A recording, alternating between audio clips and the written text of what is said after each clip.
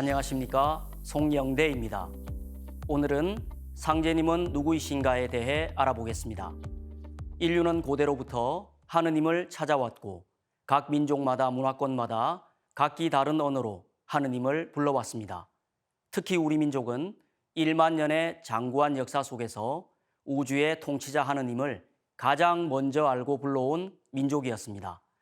임금님을 뵙지 못했지만 구중궁궐에서 온 나라를 다스리시는 나라님이 분명히 계심을 알았듯 이 우주의 가장 높으신 곳에서 온 우주를 다스리시는 통치자 하느님을 알고 그분을 상제님이라 불러왔습니다.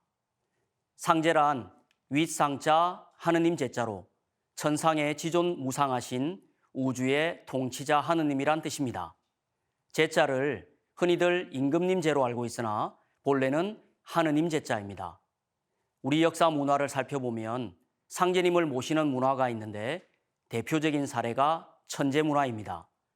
강화도 마리산에 제천단으로 참성단이 있습니다. 약 4,300년 전에 단군 왕검께서 상제님께 천제를 올리신 곳인데 오늘날에도 국가의 큰 행사가 있을 때 이곳에서 성화를 채워합니다. 그리고 임진왜란 때 이순신을 천거했던 서해 유성룡은 이순신 장군에게 다음과 같은 글을 주었습니다. 깊은 밤 어둠 속에 상제님께서 내게 임하시네. 방안 깊숙이 홀로 있는 곳에도 신명히 살피고 계신다. 삼가하고 두려워하여 상제님의 법칙대로 따를지어다. 그렇다면 한산섬 달 밝은 밤에 큰 칼 옆에 차고 높은 망루에 홀로 앉아 나라의 운명을 깊이 걱정하던 이순신 장군은 누구에게 간절히 기도를 했겠습니까? 바로 상제님입니다. 또한 한 분의 상제님이 만물을 낳고 기르고 다스리시는 삼신의 세 가지 덕성으로 우주를 통치하신다 하여 삼신 상제님이라고도 불러왔습니다. 삼신은 일신입니다. 한 분의 신이 온 우주를 꽉 채우고 있는 얼굴이 없는 하나님입니다. 이 신이 바로 하늘과 땅과 인간, 만물을 낳아준 생명의 근원이 되는 망량님입니다. 이 삼신과 일체가 되어 우주를 통치하시는 분을 삼신일체 상제님, 삼신상제님이라 합니다. 삼신이라는 말은 우리에겐 삼신할머니란 단어로 더 친숙한데요. 이는 본래 삼신의 세 가지 덕성 중 낳는 역할만을 가져다 아이를 점지해 주시는 분으로 여겨왔기 때문입니다. 증산도의 경전인 도전 1편 1장에는 우리 민족이 예로부터 불러온 하느님의 본래 호칭에 대해 이렇게 밝혀주고 있습니다. 이 삼신과 하나 되어 천상의 호천금골에서 온 우주를 다스리시는 하느님을 동방의 땅에 살아온 조선의 백성들은 아득한 예로부터 삼신상제, 삼신하느님, 상제님이라 불러왔나니 상제는 온 우주의 주제자요 통치자 하느님이니라. 동방의 조선은 본래 신교의 종주국으로 상제님과 천지신명을 함께 받들어 온 인류 제사문화의 본고향이니라. 신교란 하늘에 계신 상제님으로부터 직접 가르침을 받고 상제님을 모셔온 인류의 원형 문화입니다. 우리 한민족은 인류의 모체이자 뿌리 문화인 신교의 종주국으로 상제님을 가장 먼저 알고 모셔왔던 것입니다. 나라의 통치자들은 제천단을 높이 쌓고 하늘에 계신 상제님께 천제를 지내왔고 백성들은 장독대 위나 부엌의 정갈한 곳에 청수를 모시고 상제님께 비는 신교 신앙을 해왔습니다. 또한 상제님이 천상의 북두칠성에 계심을 알고 칠성을 향해 비는 칠성신앙을 해왔던 것입니다. 이 모두가 신교 문화였습니다. 그러니 이 신교의 주인이신 상제란 호칭에는 천상에서 대우주를 직접 다스리시는 통치자 하느님의 위격과 존재의 모습을 가장 잘 담고 있으며 우리 민족이 인류 역사상 가장 먼저 불러온 하느님의 본래 호칭이라는 것을 알 수 있습니다. 그런데 지금 우리는 왜 이 하느님의 본래 호칭인 상제란 말을 잘 모르고 있을까요? 놀랍게도 지금으로부터 약 100여 년 전까지만 하더라도 우리 민족은 누구나 하느님을 상제님으로 알고 불러왔습니다. 지금의 국호 대한민국이 대한제국에서 왔음을 다들 잘 알고 계실 겁니다. 고종 황제가 조선을 대한제국으로 바꿀 때 가장 먼저 한 일은 하늘에 계신 상제님께 천제를 올린 일이었습니다. 또 온 백성들이 다 함께 부를 대한제국 애국가를 만들어 반포하였는데 그 가사의 첫 소절과 마지막 소절도 상제님으로 되어 있습니다. 남녀노소 누구나 다 부르도록 만든 애국가 가사인데 만약 상제님을 몰랐다면 불려질 수가 없었을 것입니다.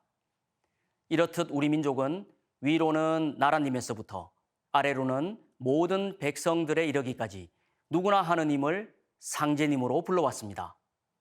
구한말 우리나라의 처음 신약 성서가 한글로 번역되어 소개되었을 때도 이를 잘 알 수가 있습니다. 당시 우리 민족은 누구나가 하나님을 상제님으로 불렀기에 서양에서 말하는 하느님을 당연히 상제님으로 번역해 놓은 것을 알 수 있습니다. 천주시리를 쓴 서양의 선교사 마테오 루치 신부님도 중국에 와서 보니 이미 중국에선 천주를 상제로 불러왔다는 것을 알고 자기 나라에서 부르는 천주는 상제와 같은 말이다 라고 표현을 하였습니다. 그런데 우리는 우주의 참 하느님을 상제님이라 불러왔지만 그동안 각 민족이나 종교, 문화권에서는 천주님, 절대자, 신, 미륵불, 여호와 등 서로 다르게 불러왔습니다. 그럼 이분들은 각각 다른 분들일까요? 하느님은 우주의 주인으로서 나라마다 문화권마다 언어만 다르게 표현을 해왔을 뿐 동일한 한 분이십니다. 한 나라의 왕이나 대통령이 둘이 있다고 생각해 보십시오. 어떻게 될까요? 더 혼란만 야기될 것입니다. 대우주의 통치자 하느님도 한 분으로 정확한 공식 호칭 상제님으로 불러야만 온 인류가 올바른 하느님을 찾을 수가 있는 것입니다. 이 동일한 한 분이라는 올바른 인식을 하는 것이야말로 인류가 진정한 평화와 대화합의 길로 나아가는 지름길이며 구원의 절대적인 핵심 문제라 볼 수 있습니다. 그동안 인류를 교화시키고 발전시켜온 선천 종교의 깨달음의 결론이자 구원의 핵심도 바로 여기에 달려있기 때문입니다. 선천 종교의 성자들은 이구동성으로 한 분의 하느님이 강세하신다는 메시지를 전해왔습니다. 불교의 석가 부처님은 장차 말법의 시대가 오면 통일의 하늘에 계신 미륵 부처님이 인간으로 오신다고 하였고, 기독교의 예수 성자는 나를 보내신 아버지 하나님이 직접 오신다고 하였습니다. 또 유교의 공자는 주역의 원리로 우리나라를 간방으로 보았는데 상제님이 동방 땅으로 오시고 간방인 한국에서 모든 성인의 말씀이 이루어진다고 하였습니다. 여기에 대해 증산도 도전에서 상제님은 이렇게 말씀을 해 주셨습니다. 예수를 믿는 사람은 예수의 재림을 기다리고, 불교도는 미륵의 출세를 기다리고, 동학신도는 최승훈의 갱생을 기다리나니 누구든지 한 사람만 오면 각기 저의 스승이라 하여 따르리라. 예수가 재림한다 하나 곧 나를 두고 한 말이니라. 공자 석가 예수는 내가 쓰기 위해 내려보냈느니라.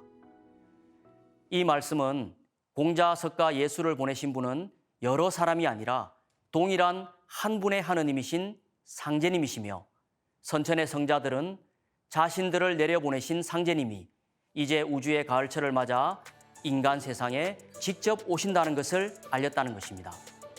다음 시간에는 마침내 인간으로 오신 하느님, 증산 상제님에 대해 알아보겠습니다.